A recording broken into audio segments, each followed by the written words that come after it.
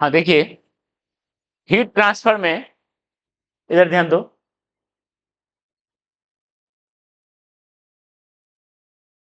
अभी हम लोग क्या देखे कि कोई भी कंडक्टर है, इसका लेंथ L है, एरिया S है, एक एंड का टेम्परेचर T1, एक एंड का T2, T1 greater than T2 है, इस तरीके से हीट चल रहा है। हीट करंट इक्वल टू लिखें टेम्परेचर डिफरेंस बाय रेसिस्टेंस, और रेसिस्टेंस लिखें 1/K/L/, ये पूरा कहानी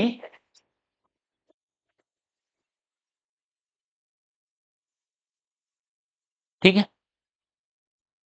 ये सिंपल डायग्राम है हीट ट्रांसफर, और उसको लिख सकते हो at steady state. Steady state का क्या मतलब है थोड़ा बताते हैं। वैसे आप लोग को कुछ नहीं लिखा हुआ तो स्टीडी स्टेट ही मानना है। अनस्टीडी स्टेट को कई क्वेश्चन थोड़ा कॉम्प्लिकेटेड होता है।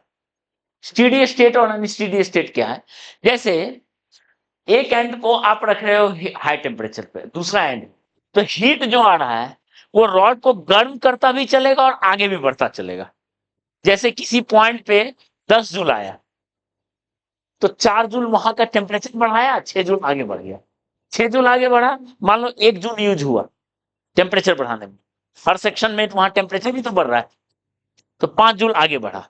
तो अगर हीट का कुछ पार्ट टेम्परेचर बढ़ा रहा है और कुछ पार्ट आगे बढ़ रहा है तो वो फ्लो कहलाता है अनस्टेडी फ्लो, उसमें टेम्परेचर बढ़ता रहता है हर जगह। तो चलते चलते एक स्टीडी स्टेट आ जाता है। स्टीडी स्टेट क्या हुआ, उसमें अब टेम्परेचर चेंज नहीं होगा, जितना हीट वहां से चला था 10 जूल, हर सेक्शन से 10 जूल क्रॉस करते हुए यहां तक पहुंच जाएगा। अब टेम्परेचर बढ़ना बंद हो गया। तो स्टीडी स्टेट का मतलब हुआ temperature of each section remains constant. Temperature of each section doesn't change with time. जो हाई है वो हाई रहेगा, जो लो है वो लो रहेगा, फिक्स हो गया, अब नहीं चेंज होगा, चेंज विद टाइम। तो इन जनरल अगर कोई रॉड से हीट होता है तो वो अनस्टीडी होता है, रॉड भी गर्म हो रहा है, हीट भी फ्लो हो रहा है।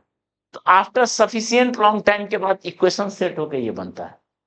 तो वो तब फिर हम लोग को और भी मैथमेटिकल जाना पड़ेगा, वो इस लेवल में नहीं है पढ़ना अनस्टेडी के लिए। ठीक है, आपके लिए एकदम सिंपल है कि हर सेक्शन का टेम्परेचर फिक्स है और लो से हाई जो है टेम्परेचर हीट फ्लो हो रहा है,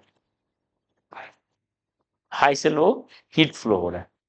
ठीक है, अब देखो ध्यान दो, अगर आपसे पूछा जाए यहां पे कि किसी भी एक्स पोजीशन का क्या टेम्परेचर है, यहां का T1 है, यहां का T2 है, किसी एक्स का क्या पोजीशन टेम्परेचर, पहले ये पॉइंट समझ लेते हैं। वो एक्स मिड पॉइंट भी हो सकता है, L/4 हो सकता है, कुछ भी हो सकता है। टेम्परेचर एट एनी सेक्शन, किसी सेक्शन का क्या होगा टेम्परेचर। ओके, तो देखो कैसे करेंगे।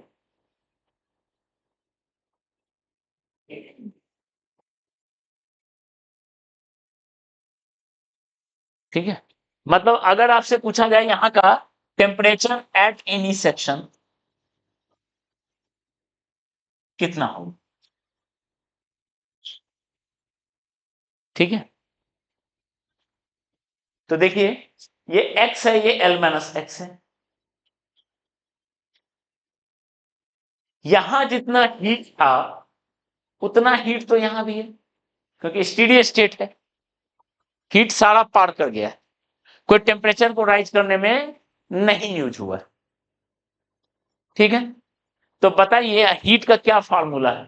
हीट का फार्मूला ये T1 - T2/R, और R का ये फार्मूला, इधर ध्यान दो, इधर ध्यान दो।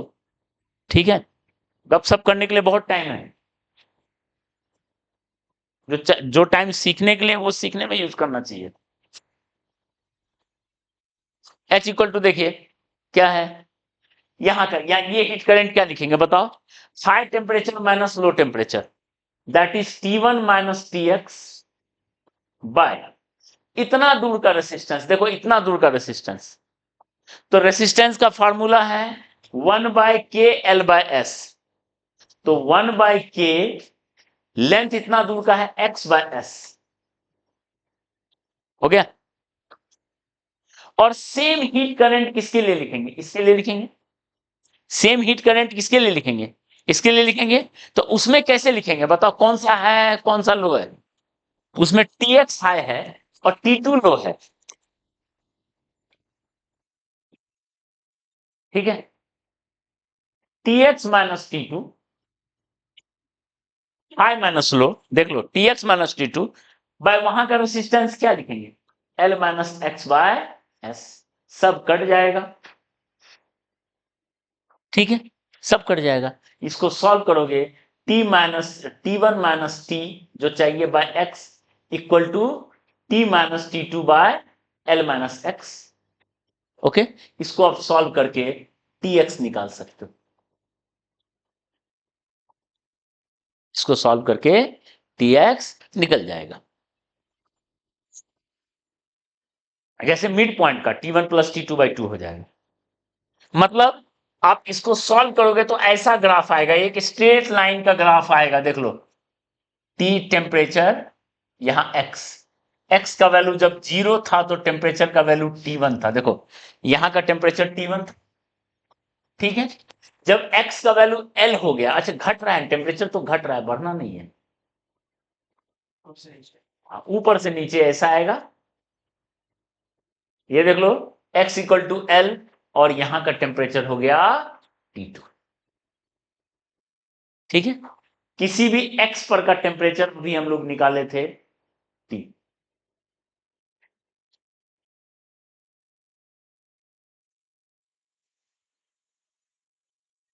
ठीक है।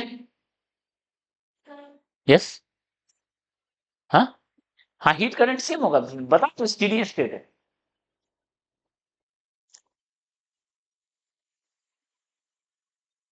ठीक है। ये टेम्परेचर का ग्राफ, x का वैल्यू आप L/2 पुट करो तो एकदम टेम्परेचर का वैल्यू होगा T1 plus T2/2, mid point पे एकदम आधा होगा,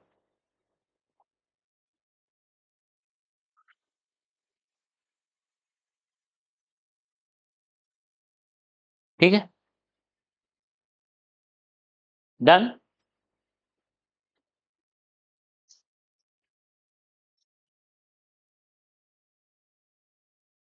ओके, T1 माइनस T2 ये height by length L, temperature difference by length,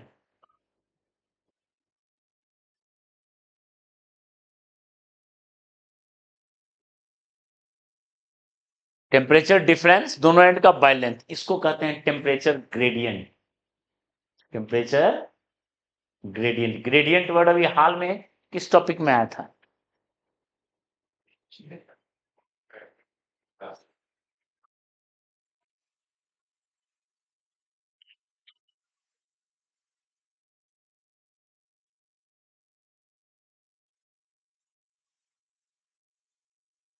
viscosity, velocity gradient,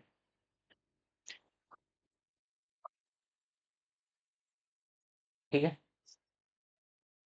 T1 minus T2 by L, और T1 minus T2 by L अगर solve करोगे तो वो आएगा H/Ks, इसको सॉल्व करोगे T1 minus T2 by L करोगे तो वो आएगा H/Ks। ये होता है टेम्परेचर ग्रेडियंट ऑफ रॉड। तो समझ में आया कि हीट करंट का क्या कहानी है? करंट इक्वल टू, बिल्कुल आप उससे रिलेट कर सकते हो, इलेक्ट्रिक कंडक्शन। डन।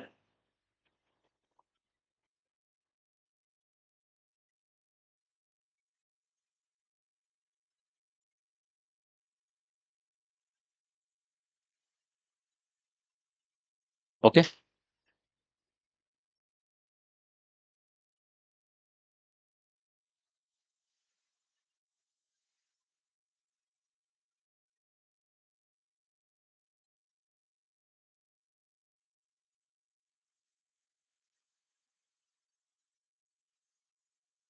जंक्शन, ठीक है।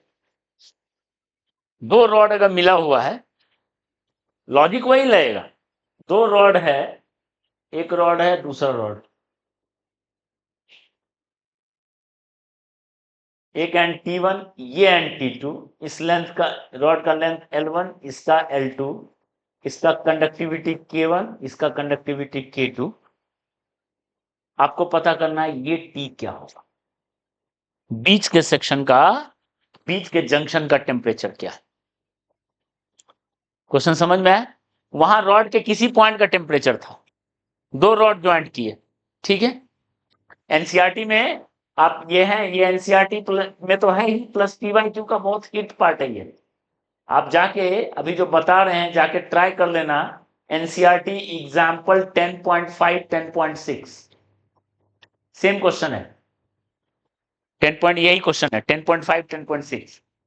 और अभी जो हम क्वेश्चन लेंगे वो P/Q कर लेंगे। एनसीईआरटी में थोड़ा डेटा टफ है, मतलब कैलकुलेशन है, और P/Q का डेटा आसान है। कॉन्सेप्ट पता होना चाहिए। दो रॉड आपने ज्वाइन किया है,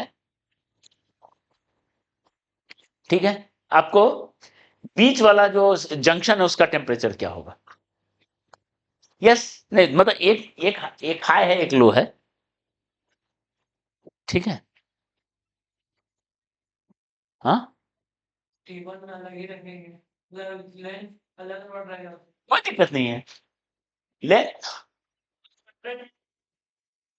हाँ ऑब्वियस अलग आएगा, जब ज्वाइन करेंगे तो अलग आएगा हीट करंट। इसमें लॉजिक वही है, इसका हीट करंट जो होगा वो इसके हीट करंट के बराबर होगा, ध्यान दो, लॉजिक यही है। हाँ यस,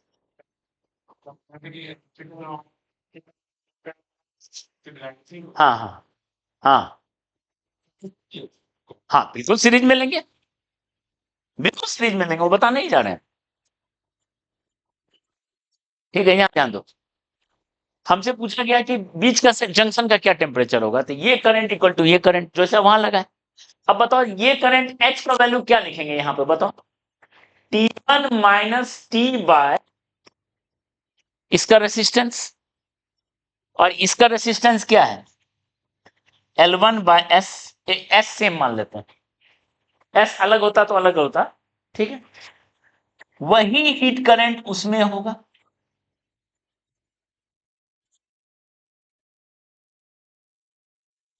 ठीक है।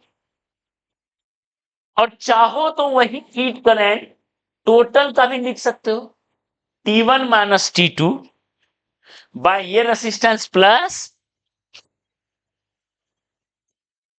इसको आप आर इक्विवेलेंट बोलोगे, कंपोनेंटो डिविडेंडो लगाओ ना, ऊपर वाला ऐड हुआ नीचे वाला ऐड हुआ, यही मिल जाए, यानी temperature difference by equivalent resistance.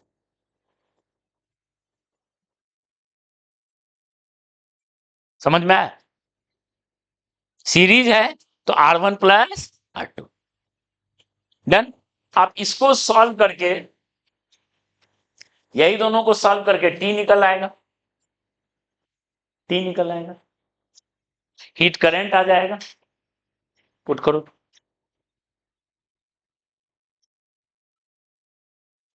समझ में आया? इतना इतना क्लियर है, ठीक है। यही क्वेश्चन दे रहे हैं अभी करने को, यही शुरू करेंगे, कोई भी जंक्शन का टेम्परेचर।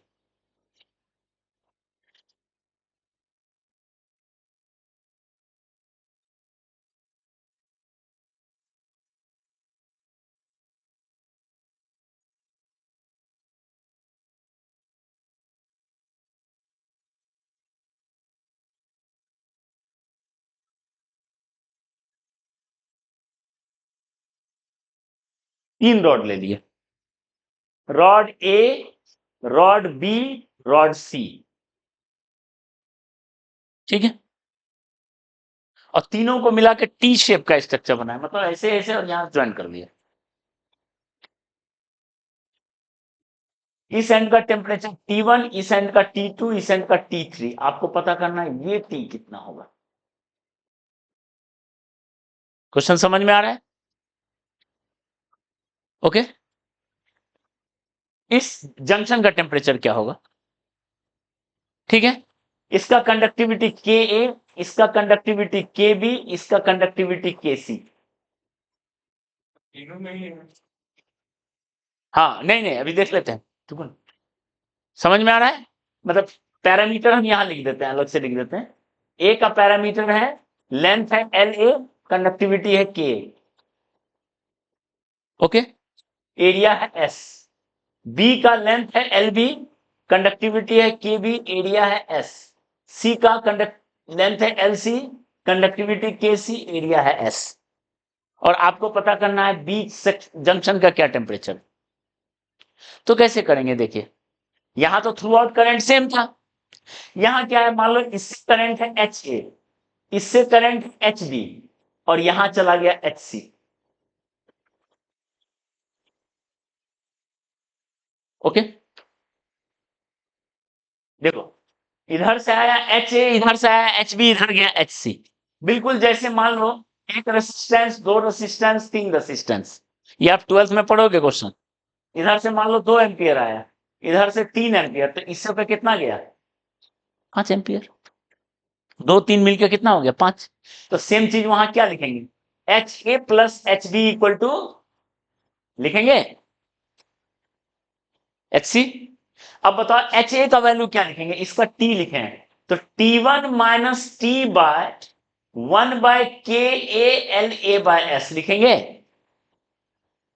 लिखेंगे। एच पी का वैल्यू क्या लिखेंगे, T2 माइनस टी बाय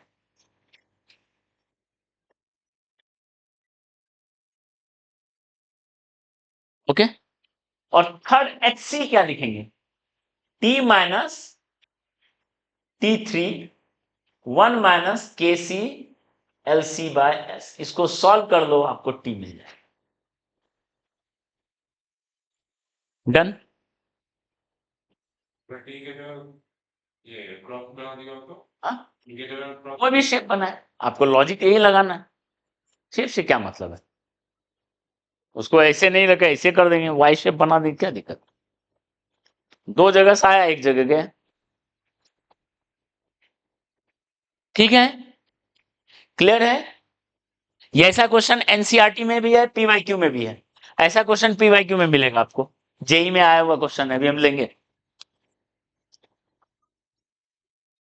समझ में आया जंक्शन का टेम्परेचर कैसे निकलेगा,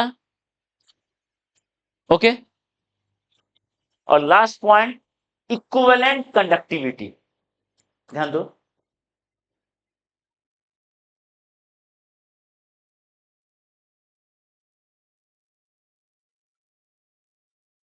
के इक्विवेलेंट, 2 रॉड है, 2 रॉड है,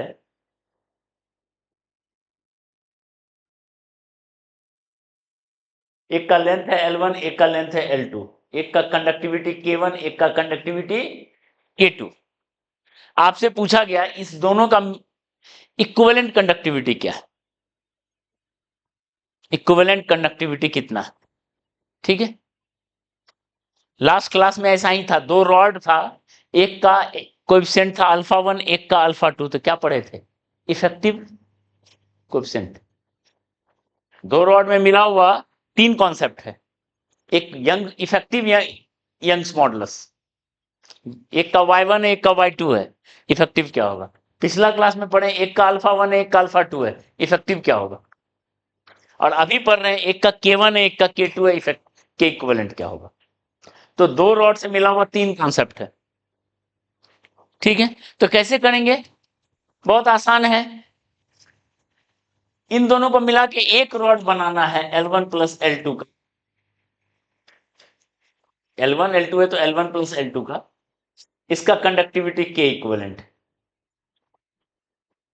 ठीक है, सच दैट टोटल रेसिस्टेंस यहां जितना है उतना यहां होना चाहिए। एक रॉड लिए, एक K1 एक K2 है, तो मिलाकर टोटल लेंथ का एक मान लिए, सच दैट रेसिस्टेंस क्या होना चाहिए, सेम होना चाहिए, ठीक है।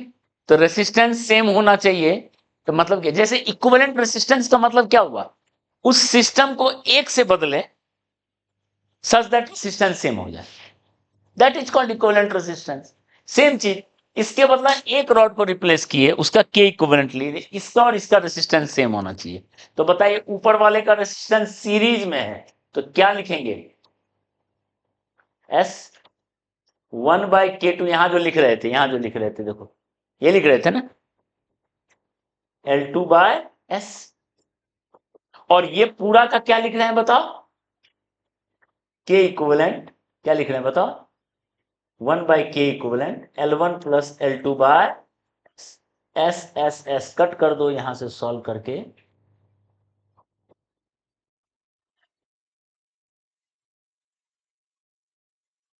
क्लियर है।